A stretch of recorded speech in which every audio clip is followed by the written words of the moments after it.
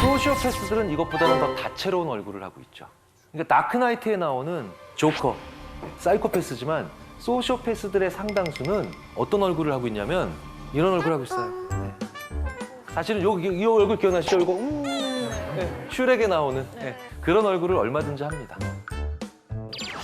제가 유학 시절에 제 미국 친구의 또 다른 미국 동료가 바로 이런 유형의 소시오패스인데 처음부터 굉장히 어려운 일을 많이 얘기하고 힘든 이야기를 많이 하면서 동정심을 삽니다. 근데 자기도 모르게 그래서 제 동료인 A는 그 B의 사정을 듣다가 자기 돈을 다 쓰게 돼요. 계속해서. 나중에 보니까 A 집에 B가 와서 살고 있는데 우리 집은 안방을 B가 쓰고 있어요. 컴퓨터도 B가 쓰고 있고 심지어는 A가 그래서 오히려 사정합니다. 집은 제발 나한테 그만 오라고. 그런데 그럴 때마다 이 B가 진짜 잘 보이는 표정이 있어요. 그게 바로 뭐냐? 지구상에서 가장 불쌍한 표정을 짓는 겁니다. 이런 경우도 소시오패스입니다. 더 중요한 건 어떤 경우든 소시오패스들은 가스라이팅을 한다는 거예요. 자, 그러면 이제 가스라이팅은 어떤 단계를 거치느냐? 바로 이런 단계죠. 첫 번째로 관계를 형성해야 되죠. 그렇죠. 밀접한 관계. 그러니까 제일 밀접한 관계. 우리 인간에게 있어서 제일 밀접한 관계가 뭐예요? 가족. 그런데 가족은 원래부터 혈연인데 혈연이 아닌데도 제일 밀접해지는 건 가족 만들기 전에 뭡니까? 연인.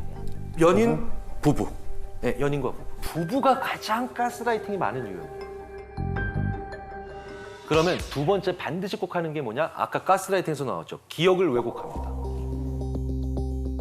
그래서 한 번 어떤 실수를 하게 되면 예전 실수들이 다 같이 뛰어나오면서 넌 원래 그런 사람이야. 넌 원래 그런 사람이야. 이렇게 만들어내죠. 예. 기본적으로 여기까지 오면 사실은 말도 안 되는 얘기야라고 하면서 반박을 할 수도 많게 되지만 이 세 번째 단계까지 오게 되면은 이제는 아예 저항을 못 합니다. 그게 바로 뭐냐? 주위에 다른 사람들을 만나면 안 된다라고 계속 얘기를 하는 거죠. 그게 미니마이징이에요. 계속해서 고립시키는 겁니다. 저는 이 세 번째를 하는 군대 밖에서 군대 안에 있는 친구에게 이걸 하는 그런 사람을 만난 적이 있어요.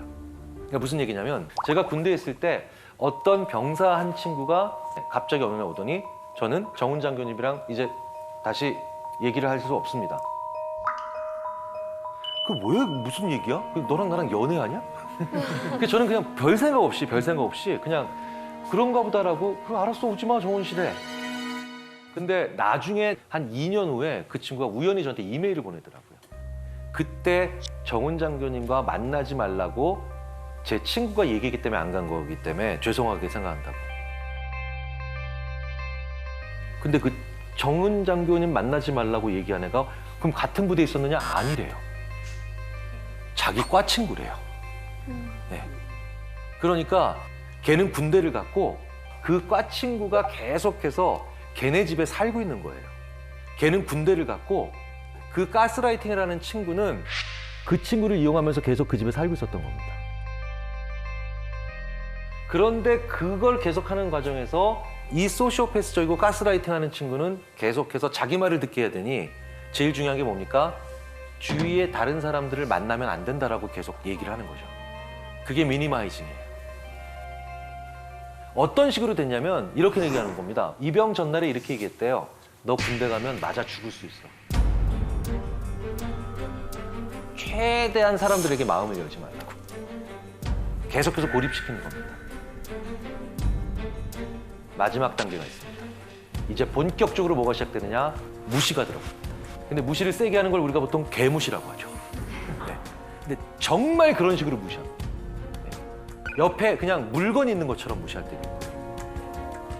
근데 왜 그런지 아세요? 자, 보세요. 관계를 밀접하게 맺었죠? 기억을 왜곡시켰죠? 미니마이징 시켰으니 이제 이 사람밖에 없죠? 근데 이 사람이 무시하고 나를 사람 취급 안 하는데 어느 날 갑자기 이러다가 일로 와. 이러면 진짜로 주인 앞에 꼬리치는 강아지처럼 갈 수밖에 없는 거예요. 그렇게 만들면서 계속해서 자기의 종을 만들고 자기에게 복종시키는 거죠. 그런데 이런 사람들은 자기들이 그렇게 행동하고 있다는 거 알까요? 알까요? 관심 없어요. 그 사람이 아느냐 모르느냐에 관심 가지지 마세요. 그 사람들은 그걸 아느냐 모르느냐 본인이 인식하는 거에 관심이 없다는 거고. 네. 그게 가장 무서운 점이에요. 세상에 제일 무서운 인간들이 지가 무슨 잘못을 하고 있는지에 관심이 없는 인간들이에요. 그렇게 자기가 만드는 행동에 관심이 없는 인간들일수록 그것에 대해서 합리적이거나 이성적으로 대화하는 건 불가능합니다. 네. 그럼에도 불구하고 가장 중요한 건 그 세 번째 단계, 두 번째 단계까지 나도 모르게 갈 수 있어요. 그런데 세 번째 단계, 미니마이징이 시작되면 어떻게 해서든지 다른 사람들을 만나서 이 이야기를 해봐야 됩니다. 나에게 이런 친구가 있는데, 나에게 이런 사람이 있는데. 그때 맞서 싸운다라는 건 어떻게 될까요? 논리로 이기겠다? 관계를 개선하고 싶다? 어떻게 될까요? 다 망하는 거예요. 그냥 뒤도 돌아보지 말고 끊으셔야 돼요. 맞서서 싸우지도 마세요. 그냥 버리세요. 관계를 끊으셔야 된다는 거예요. 궁금한 게 있는데요. 많은 사람들이 가스라이팅하고 훈계, 조언의 차이를 좀 어려워하는 것 같아요. 누군가 훈계를 하는데 가스라이팅 한다고 생각할 수도 있고 반대로 생각할 수도 있고 혹시 구분하는 방법이 있을까요? 훈계는 대부분 일회성으로 그칩니다. 근데 가스라이팅은 동어 반복이 끊임없이 일어나요. 네. 그러니까 이게 뭐냐면 보통 웬만한 건요, 우리는 그 내용 위주로 전달을 할 때 한 번 내가 한 훈계는 더 이상 되도록 안 하려고 해요. 첫 번째가 바로 그렇게 동어 반복적인 현상이 있다는 거고요. 이제 두 번째로는 훈계는 대부분 그래서 어떻게 하라는 얘기가 있어요. 근데 가스라이팅은 그래서 하지 말라는 얘기를 주로 다듬고 더 많은 경우에는 그러니까 어떻게 해도 안 되니까 가만히 있으라는 얘기인 거죠. 이 사이코패스, 소시오패스의 얘기를 지금까지도 계속 해드렸는데 못지않게 또 힘든 사람들이 있죠. 나르시시스트. 이 나르시시스트는요, 기본적으로 내가 안 돼야 지가 행복한 사람이기 때문이에요. 자, 나르시시즘의 차이는 박 부장이 있고 자존감이 높은 김 부장이 있다고 치자고요. 저는 김씨니까 제가 김 부장 좋은 거 할래요.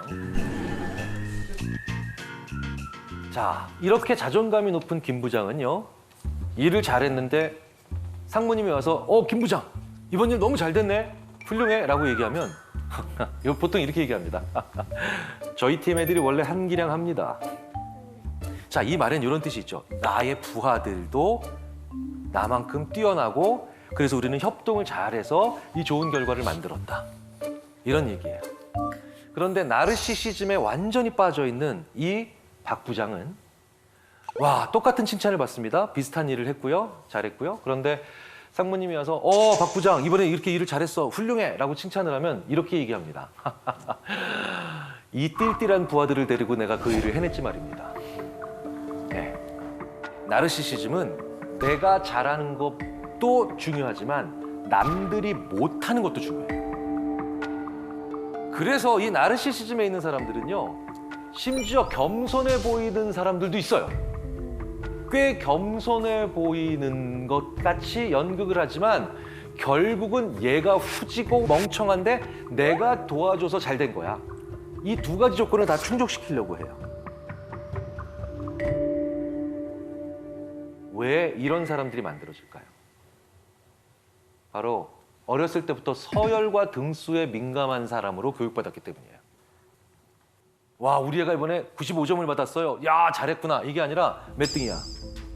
그러니까 석차 위주의 평가를 많이 받았던 사람들. 때로는 지나치게 작은 일에도 과한 칭찬을 많이 받았던 사람들. 그러니까 그 큰 칭찬감을 느끼기 위해서 뭡니까? 내가 받은 일에 혹은 내가 한 일의 성과가 하이라이트 된 것보다 남이 한 일이 더 저평가되면서 그 격차감을 더 많이 느끼려고 한다는 거죠. 정말 힘든 건 이 나르시시스트가 부모가 됐을 때예요. 이런 부모들이죠. 내가 널 키우느라고 얼마나 고생했는가. 이제 이건 워밍업이에요. 자, 그러면서 이제 상처 부위 하나하나가 이제 이건 내가 너를 그때 없느라고 생긴 상처고, 네. 이건 내가 그때 너를 안느라고 생긴 상처고, 그리고 내 인생은 너를 키움으로 인해서 망한 인생이다. 네. 사실 자식에게 할 수 있는 굉장히 큰 저주예요. 네. 이게 또 천륜이니 거스를 수도 없다라는 세상에 어떻게 부모님을 버리겠어요. 그런데 나르시시스트 부모님을 둔 그런 자녀분들께는 관계를 단호히 끊으라는 말씀까지는 드릴 수는 없지만 적당히 멀어지셔야 됩니다. 부모가 행복해야 아이들은 미래를 꿈꿔요. 그런데 자기의 불행을 팔아 자기의 욕구를 해결해? 이건 정말 안 좋은 부모님이죠. 나르시시즘이 범죄로 이어지는 경우도 가끔 있죠. 그게 바로 예전에 봤던 아파트에서 근무 중인 경비 업무하시는 분에게 자기 차 손으로 밀었다고 온갖 구타하고 협박해서 결국 사직을 종용했고 심지어 그래서 스스로 생을 마감하시는 온 국민이 분노하는 사건이었잖아요. 갑질이 전형적으로 나르시시즘이거든요. 그러면 이런 나르시시스트가 상대방을 굉장히 잔인하게 다룰 때 그 전조가 되는 말이 있어요. 그게 바로 뭐냐? 어딜 감히. 어딜 감히. 학생이 감히. 젊은 친구가 감히. 여성이 감히. 전 이 말은 인간이 내뱉을 수 있는 말 중에 굉장히 안 좋은 탑10 안에 들어간다고 봅니다. 이런 감이라는 말을 쓰는 사람들 치고 나르시시스트적인 행동을 보이거나 혹은 그에 준하는 행동을 보이지 않는 사람을 본 적이 없습니다. 자, 그런데 이 악인에게 자꾸 끌리는 분들이 계세요. 이 악인에게. 이 악인에게 계속 끌려가지고 그 사람들이 자기 인생에 오는 걸 막아내지를 못하는 분들이 계시거든요. 자, 대표적으로 어떤 사람들이 그러느냐. 첫 번째로 제일 중요합니다. 외로운 사람들이에요. 예. 실제로 나쁜 사람들한테 피해를 본 분들의 상당수가 바로 뭐냐. 어린 시절에 외로움을 강하게 경험했고 그 기간이 길었던 경우가 많습니다. 외롭다라는 게 무슨 뜻인가요? 사람을 많이 안 만나봤다는 뜻이죠. 그래서 사람을 많이 안 만나봤기 때문에 이 사람이 떠나면 다음 사람이 온다는 걸 생각을 못 하시는 거예요. 사람을 많이 만나본 사람들은 헤어질 때 아낌없이 좋아하고 좋은 관계가 있다가도 헤어져야 하고 그 다음에 어쩔 수 없이 이별을 할 때 그때 상대방을 괴롭히지 않습니다. 그리고 본인 자신도 그래 더 좋은 사람을 만나야 되겠다. 이게 깨끗이 있는 것과는 좀 다른 거죠. 헤어짐을 인정하는 거예요. 그냥 우리는 지금 헤어지는 거예요. 그런데 이 외로움이 강한 분들은 그리고 외로움을 많이 경험했던 분들은 그걸 못하는 거예요. 그래서 이제 나쁜 관계도 계속 유지하고 심지어는 도피를 하는 그 관계로 도피하는 경우가 있다는 거죠. 이게 우리 인간에게 있어서 굉장히 안 좋은 일이라는 거예요. 두 번째로 악인을 자꾸 의식 무의식적으로 필요로 하는 분들이 계세요. 예를 들어서 정말 질 나쁘거나 못된 직장 상사. 이 직장 상사를 보고도 떠나질 못하는 겁니다. 자, 왜 그런지 아십니까? 얘가 직장 상사니까 이 사람이 능력은 더 있는 거예요. 20대나 특히 30대처럼 청년기에는 굉장히 질이 안 좋고 나쁜 사람인데 불구하고 나의 사회적 경험이 적으니까 그렇게 나이 많아지면서 자연스럽게 가지는 능력이 부러운 거예요. 그래서 이런 경우에 이 사람을 떠나질 못하고 계속 그 사람에게 붙어 있습니다. 이건 정말 안 좋죠. 왜? 그런 인간들은 반드시 이런 질이 안 좋은 직장 상사는 반드시 자기가 저지른 나쁜 짓의 공범으로 나를 만들 가능성이 크거든요. 뭘 모른 척해. 내가 원래 이런 사람인 거 알고 있었잖아. 다 알면서 왜 이래? 이런 사람들. 실제로 자기 민낯이 들어갈 때 다 알면서 왜 그래? 알면서 왜 모른 척하고 있어? 이런 식으로 얘기를 하는 사람들 치고 단 한 케이스도 저는 예외적인 케이스 없이 다 나쁜 사람이었어요. 나쁜 선배죠. 이제 아예 손절해야 될 사람들을 이제 알아봐야 되겠죠. 이게 악인인지 손절해야 되는지 아리송해. 이런 분들에 대해서 좀 고민하신 게 있으면 이제 질문을 좀 받아보겠습니다. 이제 주변에 자기 얘기만 하는 친구 있잖아요. 난 오늘 이래서 힘들었고 나 이래서 오늘 이런 사람 만나서 너무 힘들었어. 이런 자기 얘기만 하소연을 많이 하는 친구가 있는데 그 친구를 만나면 그래서 기가 쫙 빨려서 오는 거예요. 뭔가 힘을 얻고 오고 싶은데. 일종의 이제 에너지 뱀파이어죠. 소위 말하는 대화 독점자라고 불러야 되는데 인간에게 있어서는 거울 유론이라는 게 있는데 거울 유론이 뭐냐? 상대방을 보면서 비슷해지거나 공감하거나 배우려고 하는 그런 거거든요. 그러니까 뭐냐? 세상에 와서 그런 계속해서 부정적이고 힘들고 괴로운 얘기만 하면 내 뇌도 그런 불행으로 가까이 같이 간다는 거예요. 그런 것 같아요. 이게 기운이 싹 빨려서 오더라고요. 뇌는 계속해서 실제로 엄청난 스트레스를 받아요. 그래서 사실은 친구 관계라면 너무 행불행에 관련된 얘기를 많이 한다는 것 자체는 좋은 건 아니에요. 사실 친구들끼리 있을 때 시시껄렁한 얘기, 쓸데없는 얘기, 무목적인 얘기, 의도 없는 얘기, 싱거운 얘기, 사실 이런 걸 할 때 사람들이 굉장히 리프레시가 많이 됩니다. 그러니까 사실 친구들은 왜 만나는 줄 아세요? 장난치려고 만나는 거예요. 근데 그런 얘기 하잖아요. 우리 친구들 만나면 야 우리 좀 도움되는 얘기 좀 하자 막 이러면서 그럼 관련부나 자격증 소지자를 갖는 거예요. 왜냐하면 친구는 서로 교훈을 주려고 만난다기보단 서로 장난치려고 만나는 게 기본적인 겁니다. 장난을 치지 않는 인간들은 필연적으로 애착과 창조 두 가지를 다 망가뜨려요. 아무리 부부싸움을 심하게 해도 그 부부가 서로 장난을 서로 치잖아요. 그 부부는 오래 살아요. 근데 아무리 우리들은 서로 사랑해라고 해도 장난 안 치는 부부들 있잖아요. 위험한 거예요. 친구들도 마찬가지예요. 친구들끼리 앉아서 무슨 100번 토론할 거예요? 네. 뭐 시사저널, 시사 토론할 소소한 싱거운 얘기를 하라고 만나는 게 친구예요. 사실은 손절이라는 표현보다는 가급적 멀리하세요. 가급적 멀리하시는 게 제가 보기에는 더 좋습니다. 감사합니다. 네. 제가 보기에는 그저 착한 사람인데 가식적이라고 욕하는 친구 혹시 그건 무조건 손절. 착하다는 이유로 더 괴롭히는 애들이 있어요. 이건 진짜 나쁜 애들이에요.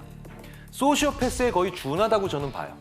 왜냐하면 소시오패스가 특히 권력지향적 소시오패스가 제일 싫어하는 사람들이 바로 뭐냐? 착한 사람이에요.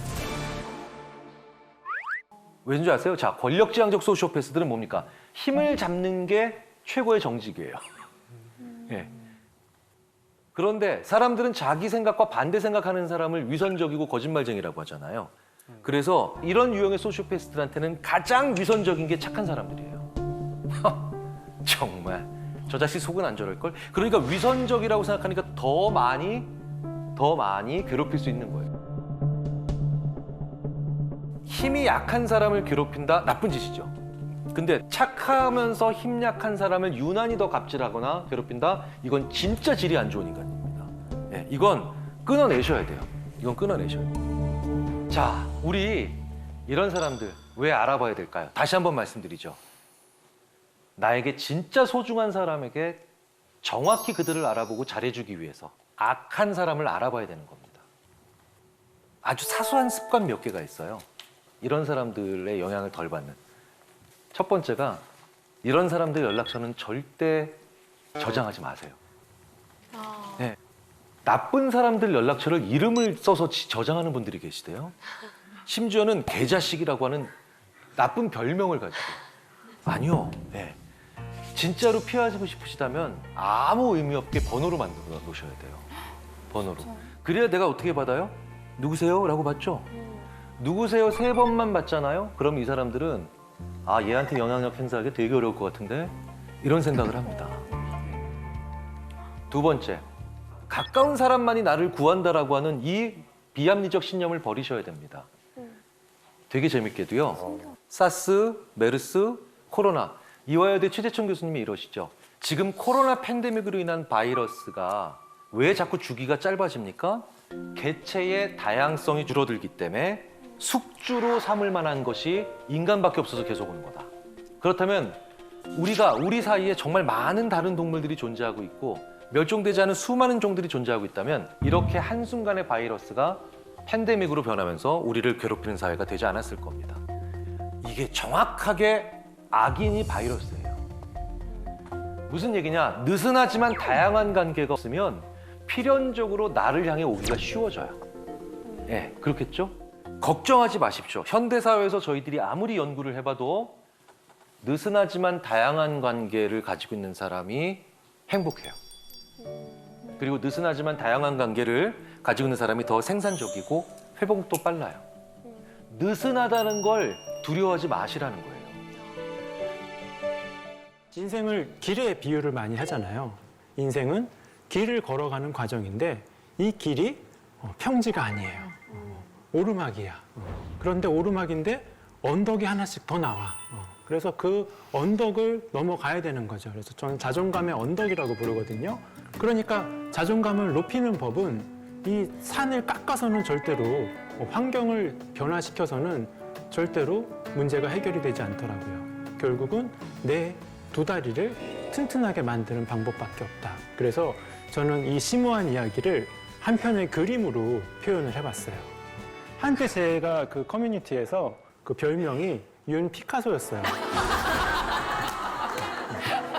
그 심오한 그림을 여러분께 보여드릴게요.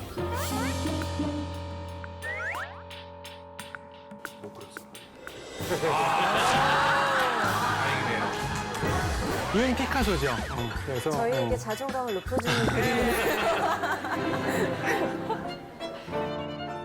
제 아내가 제일 잔소리하는 게 이거예요. 오늘 강의를 망치면 저 그림 때문에 망칠 거예요. 그래서 보다 못한 우리 제작진께서 그림을 새로 그려주셨어요. 우와. 우와.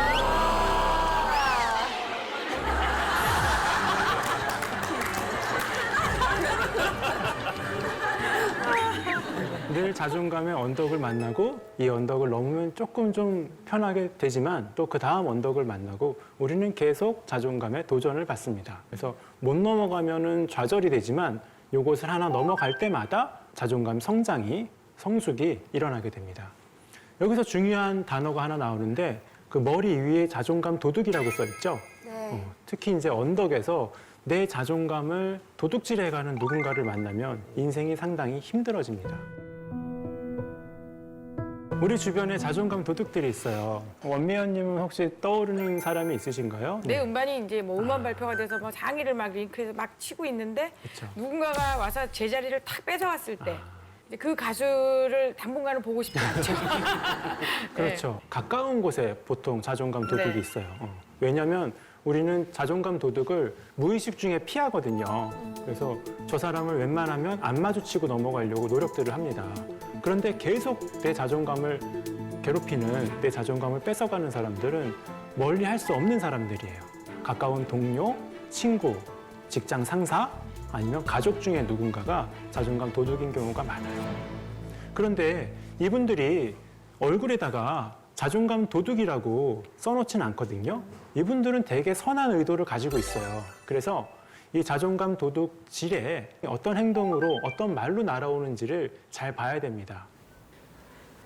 자존감 도둑의 3대 행동은 비교, 비약, 비난, 3비라고 저는 이름을 붙였어요. 3비 이론은 처음 보실 거예요.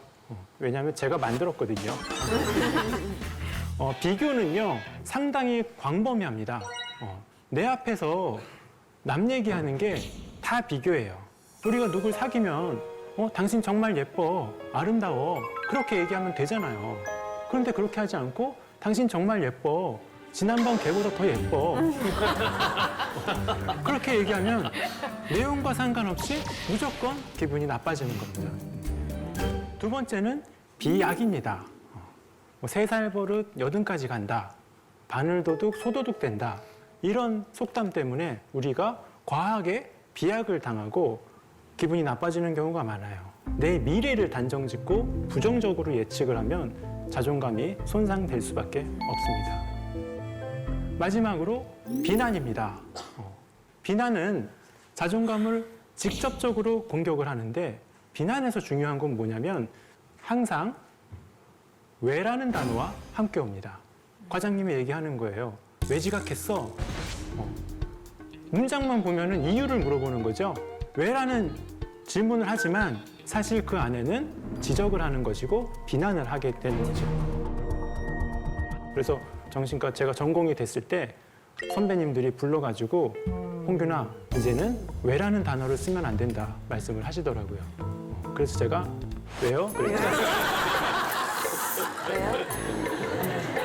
정 이유가 궁금하면 어떤 이유 때문에 하신 건가요를 물어봐야지, 범죄 피해를 보신 분들한테 함부로 왜 따라갔습니까? 왜 신고를 늦게 했나요? 이런 얘기를 하면 안 되는 거예요. 왜라는 단어를 듣는 순간 우리는 피해자가 오히려 마음에 비난을 받는 것 같아서 자존감이 한 번 더 상하게 되는 겁니다. 자, 우리는 이런 비교, 비약, 비난하는 자존감 도둑을 만나면 어떻게 처신을 해야 될까? 어떻게 우리 마음을 방어를 해야 될까? 그게 아주 중요한 포인트입니다. 그분들이 우리의 자존감을 공격할 때, 기분이 상했을 때, 감정이 불편해가지고 남을 공격하는 거거든요. 그러니까 우리는 자존감 도둑들의 그 힘, 감정의 힘을 무력화를 시켜야 돼요. 나쁜 감정을 상쇄시킬 수 있는, 희석시킬 수 있는 유일한 방법은 공감입니다. 공감이에요. 그래서 자존감 도둑들한테 공감을 하라 그러면 다들 고개를 갸우뚱하세요. 나를 공격하는데 거기에 공감을 해버리면 같이 나를 비난하라는 뜻인가? 이렇게 생각을 하세요. 그게 아니에요. 그 사람들의 행동이나 생각을 공유하라는 게 아니라 단지 부정적인 감정만 공감하라는 거예요. 자녀들 키워보신 분들은 공감하면 어떤 단어가 떠오르세요? 어떻게 반응하는 게 공감입니까? 그랬구나. 그랬구나. 맨날 우리 듣는 얘기잖아요. 그랬구나. 하는 게 공감입니다. 제가 아는 선배님은 세상에라는 단어를 쓰세요. 세상에. 세상에. 제가 무슨 일이 있어서 전화를 드리면 선배님, 제가 좀 안 좋은 일이 좀 있었습니다. 무슨 일이 좀 사건이 있었어요. 그러면 선배님이 어우 세상에 그러세요. 좋은 일이 있을 때 전화를 드리잖아요. 선생님 제가 요번에 뭐 책이 잘 돼가지고요. 뭐 좋은 일이 좀 생겼습니다. 그러면 오 세상에 그래요. 하루 종일 세상에만 하세요. 병원에서도 계속 세상에만 해가지고 그 지역 정신과를 다 그냥 평정을 해버렸어요. 저는 그랬구나만 합니다. 김상중님이라면 후배한테 야단을 칠 때요. 좀 비교를 하실 수 있잖아요. 그 비교를 저한테 한번 해주세요. 그럼 제가 공감을 해보도록 하겠습니다. 실제로 제가 선배죠? 물론입니다. 홍균아, 네. 너는 나보다도 어린데 머리가 왜 이렇게 나보다 하얗니? 왜 그래? 그렇네요. 어? 그렇네요. 제가 후배인데 머리가 좀 하얗습니다. 지금 기분이 어떠세요? 내가 묻는 말에 그렇게 얘기를 하면은 내가 굉장히 당혹스럽잖아. 꼭 그렇게 얘기를 해야 되겠니? 그렇습니다.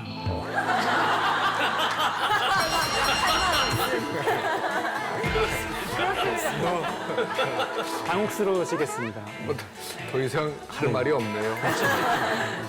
이런 겁니다. 저는 공격하지 않았어요. 이런 상황에서 오고 가는 상황에서는 그대로 그 마음을 공감하면서 아, 당황하셨을 수 있었겠군요. 이렇게 공감을 하는 순간 감정이 소거되면서 할 말을 잃어버리시게 되는 거죠. 자존감 도둑을 만났을 때는 그랬구나를 항상 생각을 하시기 바랍니다. 그랬는데도 또 생각날 수 있어요. 왜냐? 아까 낮에 제가 선배님한테 야단을 맞은 게 밤에 한 번 더 생각날 수 있어요. 그러면은 그때는 이렇게 따라하시기 바랍니다. 그 사람은 그랬지만 나는 괜찮다. 그 사람은 그랬지만 나는 괜찮다. 살다 보면 어쩔 수 없이 나를 비난하는 사람을 만나게 될 겁니다. 나의 자존감을 낮추는 사람을 만나게 될 겁니다. 엄마가 야, 너 그러다가 시집 못 가. 그러면 아닌 거 알면서도 나 이러다가 진짜 사랑을 못 받나? 이게 항상 두려워지거든요. 아니에요. 그건 단지 그 사람의 생각일 뿐인 거죠. 그 사람은 그렇게 얘기했지만 나는 괜찮다라고 자기 자신한테 얘기를 해주셔야 될 겁니다.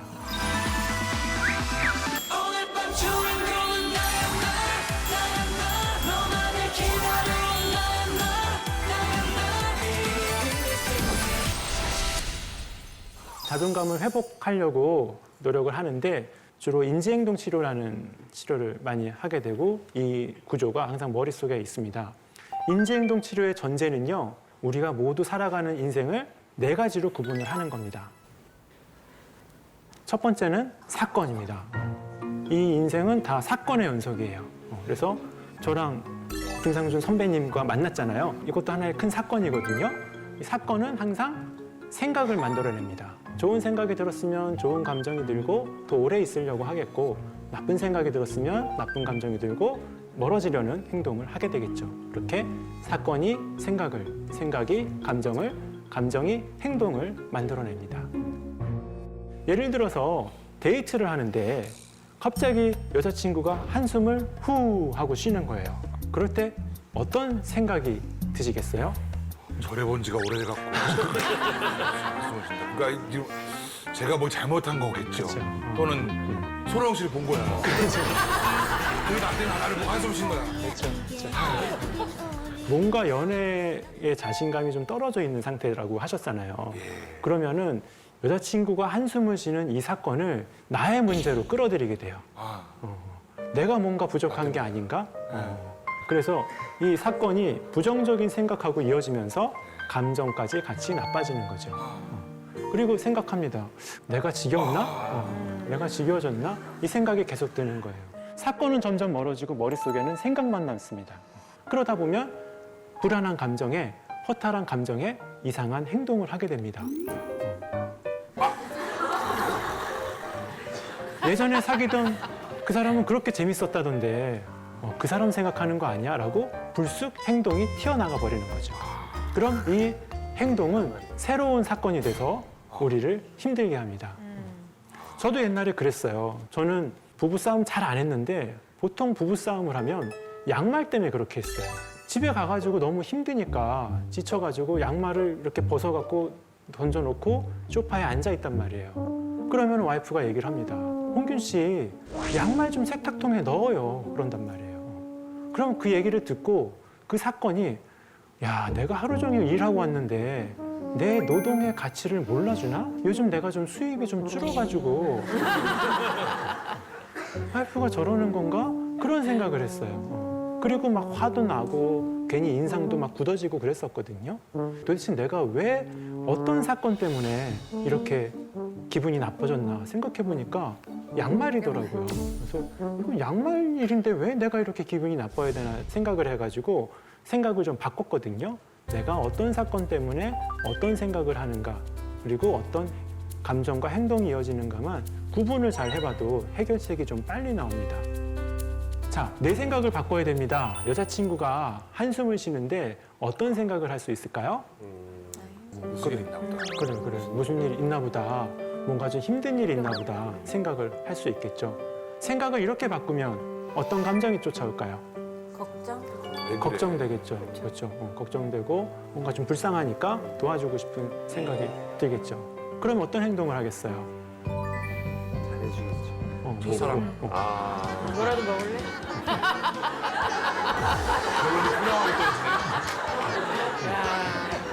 그래서 먼저 먹든지 뭐 기분 분위기를 좋은 바꿔주고. 기분 좋은 행동을 하든지 케어를 좀 해주고 싶은 그런 행동으로 이어집니다. 그래서 이런 방식으로 내 생각을 바꾸는 과정이 일어나게 되는 게 이게 인지행동 치료의 기본 개념입니다. 그런데 자존감을 방해하는 해로운 습관들이 몇 개 있어서 그것에 대해서 소개를 좀 드리려고 합니다. 첫 번째는요, 자기 연민입니다. 직장 상사한테 야단을 맞았어요. 야단을 맞았는데 자기 연민이 올라온 거예요.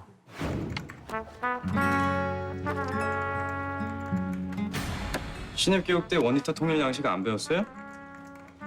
우선 대리님께서 데이터 확인해 주시면 수정. 누가 그렇게 마음대로 일 처리하래요? 순서 모릅니까? 데이터 확인? 그건 기본이에요. 지금 나더러 이거 갖고 틀린 그림 찾기 하라는 겁니까?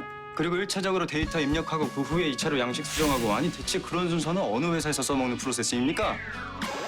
다른 회사에서 일하고 싶으면 지금 당장 나가도 좋습니다.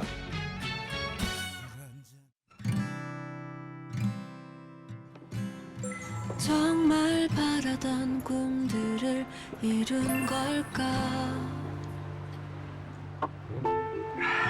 밀렸던 숙제를 지금 나더러 이거 갖고 틀린 그림 찾기 하라는 겁니까? 세상은 바삐 움직이고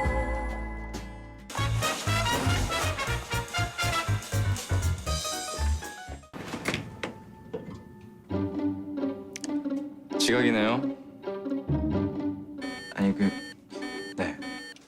내가 누누이 말하지 않았어. 회사 생활 중에 제일 나쁜 게 지각이라고. 뭐해? 가봐.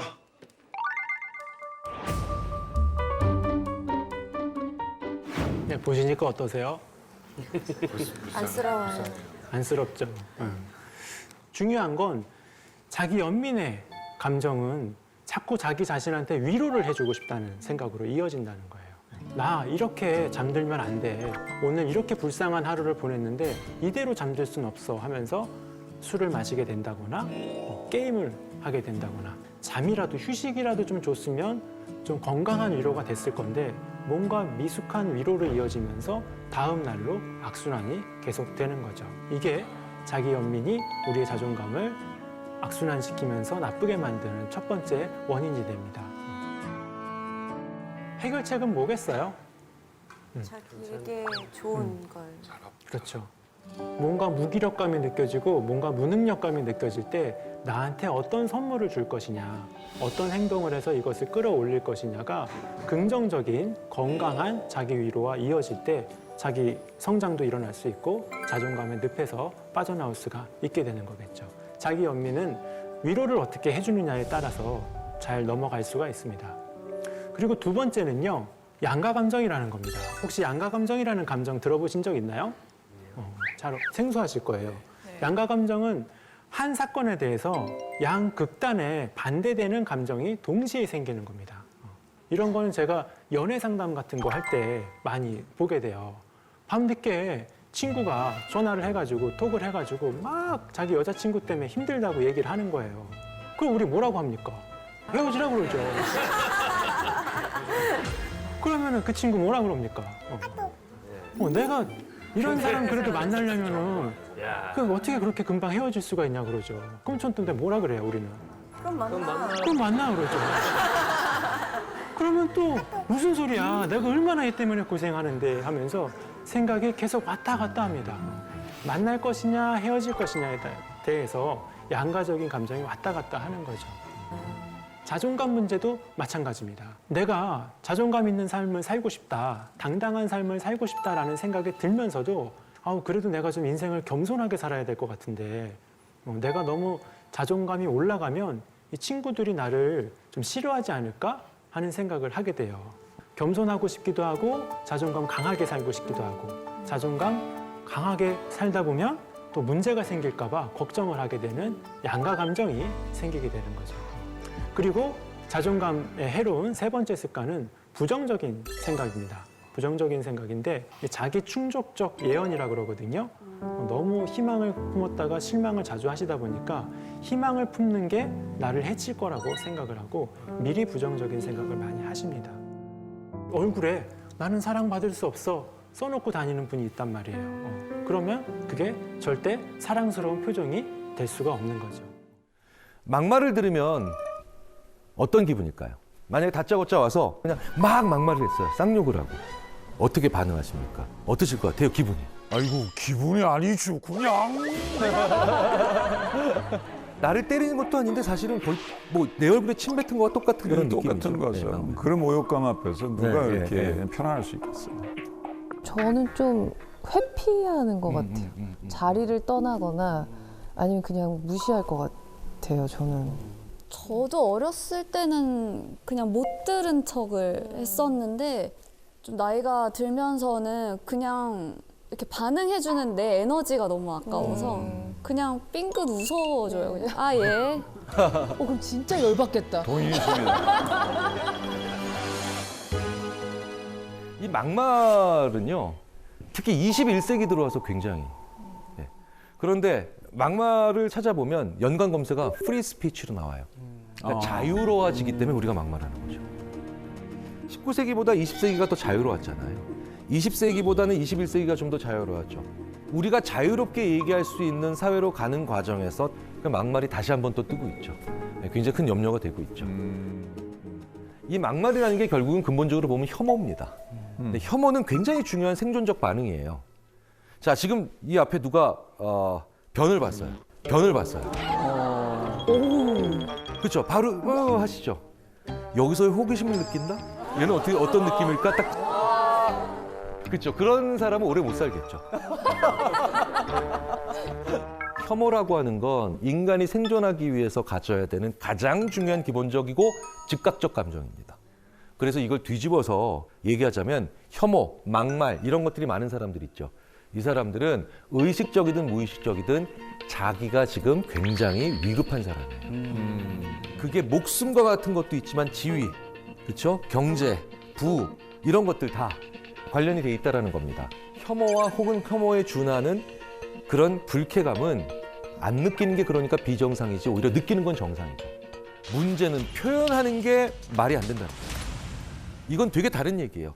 꼭 그럴 때 있잖아요. 엘리베이터 딱 타서 닫힌 버튼 누르려고 하는데 그때 저쪽에서 사람이 하고 들어올 때. 더 기분 나쁜 건 그 사람 타고 이제 닫히려고 그럴 때 또 하고 들어올 때. 이거 2번, 3번만 가면 약간 화나죠. 짜증나지. 네, 짜증나죠. 하지만 여기서 제가 너 뭐 하는 자식이야. 얘기하지 않죠. 네, 네. 막말에 해당하는 생각을 해서가 문제가 아니라 막말을 하기 때문에 문제인 거예요. 네, 이건 되게 중요한 차이라는 겁니다. 우리가 해야 될 걸 해야 되는 것도 중요하지만 안 해야 될 걸 제대로 안 하는 것이 너무나도 중요하죠. 예전에 기억나세요? 청기 올려 백기 올려. 네. 이걸 심리학자들이 뭐라고 하냐면 첫 번째 청기 올려 백기 내려 이런 걸 고우 과제라고 합니다. 가야 될 걸 가는 거죠. 백기 내리지 마, 청기 올리지 말고 이걸 노고. 유난히 고 과제는 잘하는데 노고 과제를 잘 못하는 사람들이 있어요. 이런 분들이 바로 충동적이고 주의 조절력이 약한 사람들인데 막말을 일삼는 사람들이 유난히 이 노고 과제를 잘 못해요. 그러니까 충동적인 사람들이에요. 또 막말 잘하는 사람들이 있어요. 자기 위치가 변하지 않을 거라고 하는 사람. 네. 심리학에 이런 재밌는 얘기가 있습니다. 변함없는 고권력자와 변함없는 저권력자 모두 막말을 한다. 내가 변함이 없어요. 네. 변함이 없어. 난 계속 앞으로 고권력이야. 권력자야. 그럼 자기 자신을 제어할 필요가 없죠. 그래서 아주 큰 부자 출신 정치인들이 실제로 정치를 하면서 막말이 많은 거예요.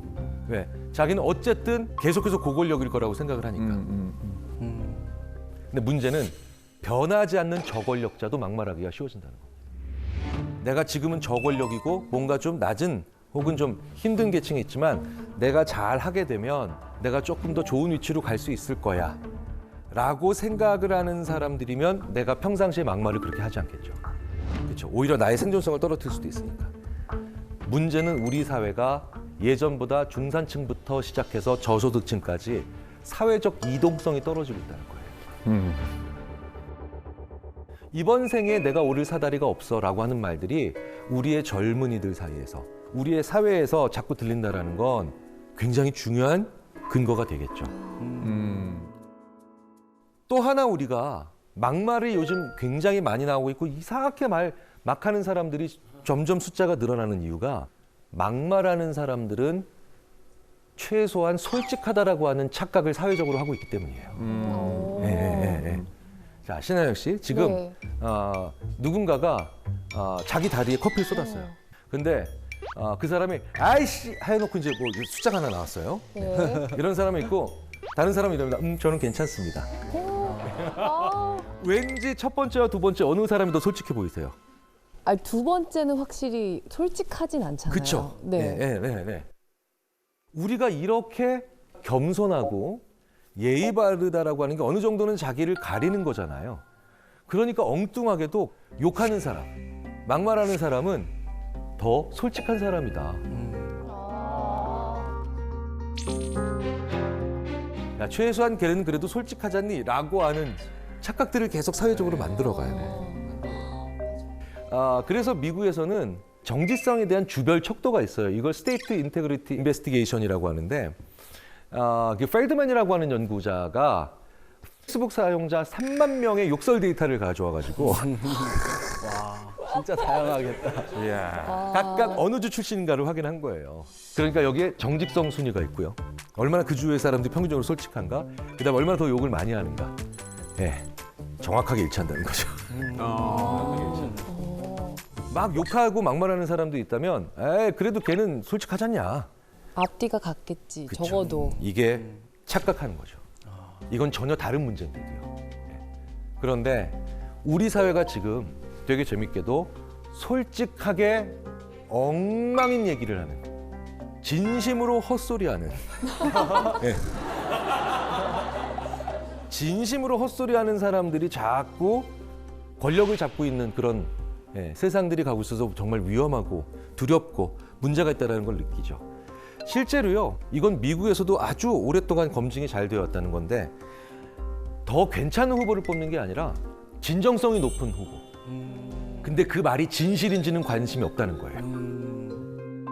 너무나도 유명한 예가 막말의 대가 바로 도널드 트럼프잖아요. 네, 그렇죠? 네, 트럼프가 했던 이 대표적인 상대 후보를 향했던 얘기가 있습니다.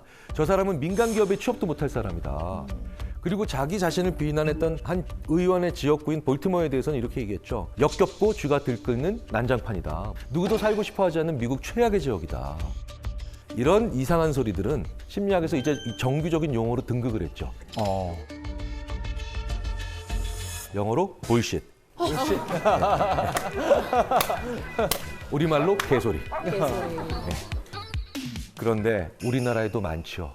사이비 교주들이 거기에 해당되고요. 상당히 많은 사람들이 그래도 진심이네 라고 하니까 믿는 거예요. 이 자리에 계신 많은 분들은 야 그래도 정상적인 지적 수준을 가지고 있는 사람이 어떻게 저런 소리를 우리는 지쳐 있을 때, 외로울 때, 낙심했을 때, 무기력할 때 많이 배운 사람과 적게 배운 사람, 부자, 가난한 사람 가리지 않고 우리는 진심인 사람 얘기에 귀를 기울입니다. 그리고 그 사람은 솔직하다라는 가면 속에서 자기들이 원하는 걸 계속해서 착취하죠. 대부분 막말하는 사람들은 이제 일단 남의 얘기를 잘 안 듣는 성향들이 있고, 그러니까 그런 막말러가 앞에 딱 있고 나한테 막말을 했을 때 제가 어떻게 대처를 하고 대응을 할 수 있을지 그 방법이 좀 궁금해요. 한번 생각을 해봤어요. 그 막말을 우리가 전혀 다른 영역에서 제일 비슷한 짓으로 뭘 해줄 수 있을까? 다른 심리학자들이랑 한번 얘기를 해봤더니요. 이러더라고요. 그 인간들이 우리한테 바바리맨 짓을 하는 거라고. 왜냐? 바바리맨이 와서 슉 하고 자기 짓을 하고 나가죠. 근데 우리가 받는 충격은 굉장히 심하고 그리고 사회적으로 문제가 커지며 굉장히 그들은 이상한 걸 우리로 하여금 취하고 가요. 그렇죠? 육체적 막말이죠. 근데 재밌는 건 바바리맨들에게 네가 제일 범행하기 쉽고 계속 범행을 집중적으로 하게 되는, 지속하게 되는 그런 사람이 누구야? 라고 하면 못 본 척 지나가는 사람. 네. 왜? 그럼 계속 쫓아가면서 해도 되는 거예요. 더 해주고 싶어. 네네. 심리학에 또 이런 얘기가 있죠. 막말을 통해 승리한 사람 모두 결국 다음 승리를 막말을 통해 갈구한다. 그래서 반드시 반응해야 됩니다. 근데 그 반응을 같은 방식으로 그럼 네가 벗었어 나도 벗었어 이건 아니잖아요. 네. 그 막말에 대해서 똑같이 막말로 비난하는 건 오히려 문제를 꼬이게 만들어내는 거죠. 네. 그런 막말하는 사람이 왔을 때 내가 어떻게 얘기해야 되는가? 웃지 말고 화내지 말고 단호한 언어. 이 삼박자를 다 가지셔야 돼요. 쉽지 않죠. 당황스러우니까. 왜 그렇겠어요? 자주 있는 일이 아니니까 연습하셔야 된다는 거예요. 저는 내용은 단호하게, 그 다음에 말투는 친근하게. 그래서 와 절대 안 돼, 절대 안 돼. 잘 연습해 놓으십시오. 자기 색깔을 가지고 있는. 답은 나만 알고 있는 겁니다.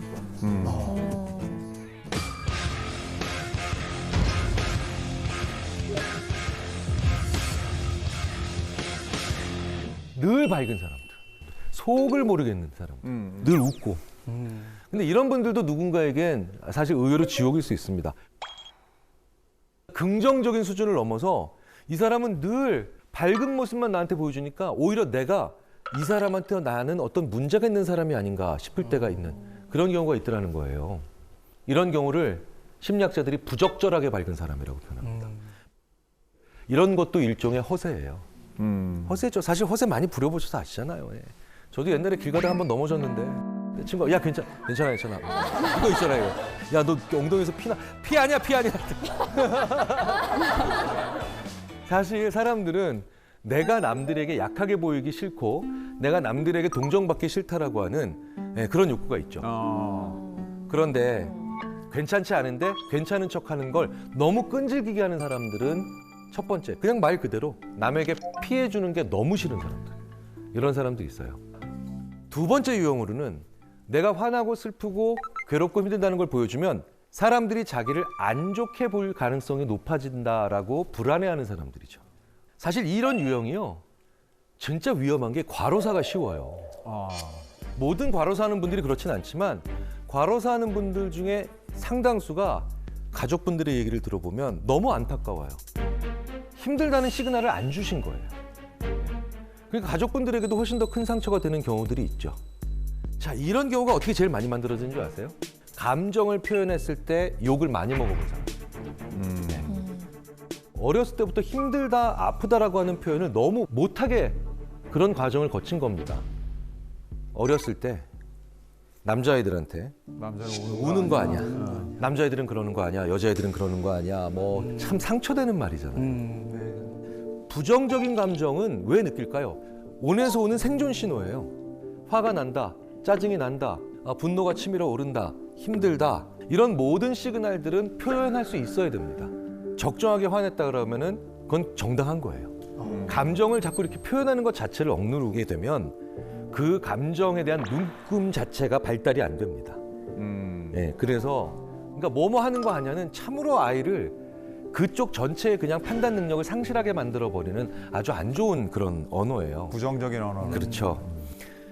그리고 그걸 억누르게 만들면서 하는 또 안 좋은 말이 있어요. 내가 참 어른스러워요, 이거. 맞아.